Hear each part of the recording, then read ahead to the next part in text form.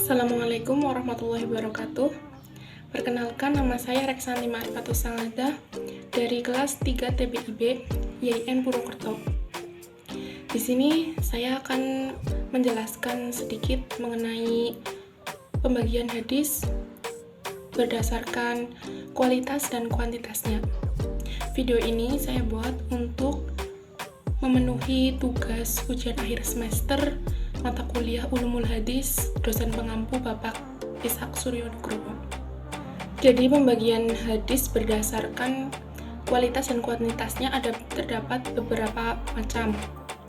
Yang pertama, berdasarkan kualitasnya hadis terbagi menjadi 4. Yang pertama, hadis sahih.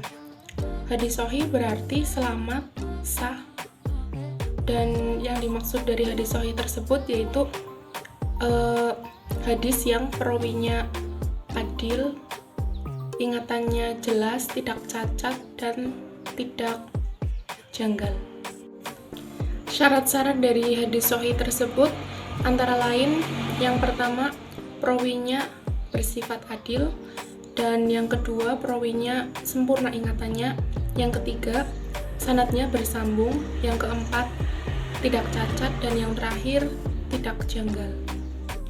Hadis sahih dibagi lagi menjadi 2 macam. Yang pertama, hadis li dzatihi, yaitu hadis yang syarat-syaratnya telah memenuhi kriteria, dan yang kedua adalah hadis li ghairihi, yaitu hadis yang kesahihannya dibantu oleh hadis lain. Salah satu contoh dari hadis sahih yaitu hadis riwayat Bukhari yang berbunyi Haddatsana Abdullah bin Yusuf qala akhbarana Malikun an ibni Shihab an Muhammad bin Jubairin Mut'im an abihi qala sami'tu Rasulullah sallallahu alaihi wasallam qara'a fil maghribi bit-turi, yang artinya telah menceritakan kepada kami Abdullah bin Yusuf, ia berkata telah menghabarkan kepada kami Malik Ibnu Syihab dari Muhammad bin Jubair bin Mut'im dari ayahnya, ia berkata, aku pernah mendengar Rasulullah Shallallahu Alaihi Wasallam membaca dalam sholat maghrib, yaitu surat At-Tur. Pembagian hadis berdasarkan kualitas yang kedua adalah hadis hasan. Hadis hasan secara bahasa berarti indah dan cantik. Sedangkan secara istilah, hadis hasan adalah hadis yang sanadnya bersambung dengan periwayatan yang adil, hafalannya yang kurang dari awal sampai akhir, sanad dengan tidak syadz dan tidak cacat. Salah satu contoh dari hadis hasan yaitu hadis riwayat At-Tirmidzi yang berbunyi Haddatsana Utaibatu haddatsana Ja'far bin Sulaiman ad-Dubai an Abi Imran al-Jawni an Abi Bakrin ibnu Abi Musa al-Asy'ari qala sami'tu Abi Bi'ad radhiyallahu anhu yaqulu qala Rasulullah sallallahu alaihi wasallam inna abwabal jannati tahta dhilalis suyufi, yang artinya telah menceritakan kepada kamu Qutaibah, telah menceritakan kepada kamu Ja'far bin Sulaiman dari Abu Imran al-Jawni dari Abu Bakar bin Abi Musa al-Asy'ari, ia berkata, aku mendengar ayahku berkata ketika musuh datang, Rasulullah Shallallahu Alaihi Wasallam bersabda, sesungguhnya pintu-pintu surga di bawah bayangan pedang.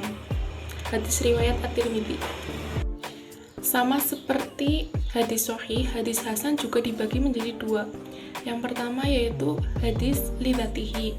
Hadis li dzatihi tersebut yang sudah dijelaskan tadi di awal, dan yang kedua adalah hadis li ghairihi, yaitu hadis yang hadis do'if namun periwayatannya tidak fasik. Pembagian selanjutnya dari hadis berdasarkan kualitasnya adalah hadis do'if. Secara bahasa, hadis do'if merupakan kebalikan dari hadis hasan yang berarti hadis yang lemah. Sedangkan secara istilah, hadis do'if adalah apa yang sifat dan hadis hasan tidak tercakup dengan cara hilangnya satu syarat dari syarat-syarat hadis hasan. Salah satu contoh dari hadis do'if adalah hadis riwayat At-Tirmidzi yang berbunyi ma akhrajahu At-Tirmidzi min thariqi Hakimil Asroni an Abi Tamimati Al-Hujaimi an Abi Hurairati anin Nabi sallallahu alaihi wasallam qala man ataha idon au imro'atan fi duburiha au kahuna faqad kafara bima anzala ala Muhammadin, yang artinya apa yang diriwayatkan oleh Tirmidzi dari jalur Hakim Al-Asrami dari Abi Tamimah Al-Hujaimi dari Abi Hurairah dari Nabi sallallahu alaihi wasallam, ia berkata, barang siapa yang menggauli wanita haid atau perempuan pada duburnya atau seperti ini, maka sungguh ia telah mengingkari dari apa yang telah diturunkan kepada Nabi Muhammad SAW. Beberapa penyebab dari kedoifannya hadis doif, yaitu yang pertama sebab terputusnya sanad. Ada beberapa sebab, yaitu beberapa diantaranya adalah karena mu'allaq, mursal, muhdal, dan munqati. Dan yang kedua adalah dikarenakan adanya penyakit pada perawinya, yaitu perawi memiliki sifat pendusta, fasik, bid'ah, dan kebodohan. Dan pembagian hadis berdasarkan kualitas yang terakhir adalah hadis maudhu, yaitu hadis palsu. Selanjutnya adalah hadis berdasarkan kuantitasnya, dibagi menjadi dua. Yang pertama adalah hadis mutawatir. Pengertian dari hadis mutawatir secara bahasa adalah mutatabi, yaitu sesuatu yang datang berikut dengan kita, atau yang beriringan antara satu dengan yang lainnya dengan tidak ada jaraknya. Sedangkan pengertian secara istilah, hadis mutawatir adalah hadis yang diriwayatkan oleh perawi yang banyak. Menurut akal tidak mungkin para perawi tersebut sepakat untuk berdusta dan memalsukan hadis.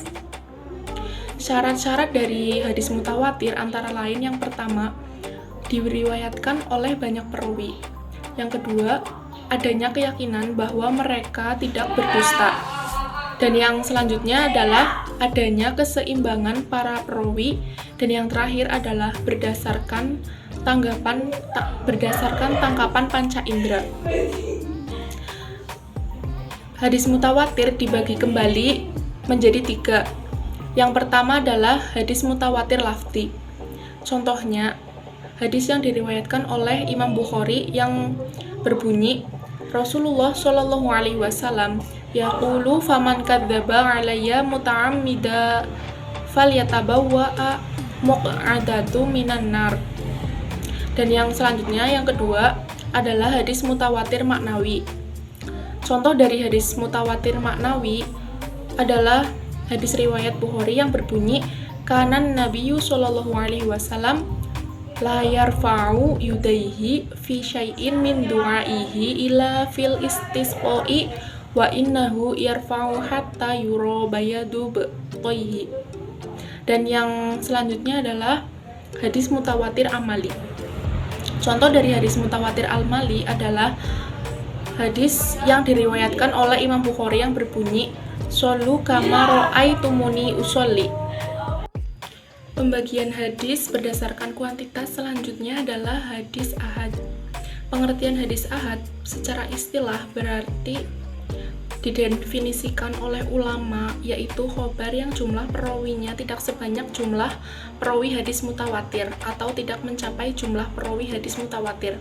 Sedangkan secara bahasa terdapat dalam makna atau kalimat ahad atau wahid yang berarti satu, berarti suatu berita yang disampaikan oleh satu orang. Hadis mutawatir memiliki beberapa syarat, yaitu di tiap-tiap tobakoh mungkin satu orang, dua orang, tiga orang, atau bahkan lebih banyak perawi, namun tidak sampai tingkat mutawatir. Dan hadis ahad juga dibagi menjadi dua. Yang pertama, hadis masyhur, yaitu sesuatu yang sudah populer diriwayatkan oleh tiga orang tetapi tidak mencapai derajat mutawatir. Dan yang kedua adalah hadis ghairu masyhur, Hadis ghairu masyhur sendiri dibagi menjadi dua lagi. Yang pertama hadis aziz, yaitu hadis yang sedikit atau jarang, dan yang kedua adalah hadis gharib, yaitu yang berarti menyendiri. Demikianlah sedikit penjelasan mengenai pembagian hadis berdasarkan kualitas dan kuantitasnya. Apabila terdapat kekurangan dan banyak kesalahan, saya mohon maaf dan terima kasih atas perhatiannya. Wassalamualaikum warahmatullahi wabarakatuh.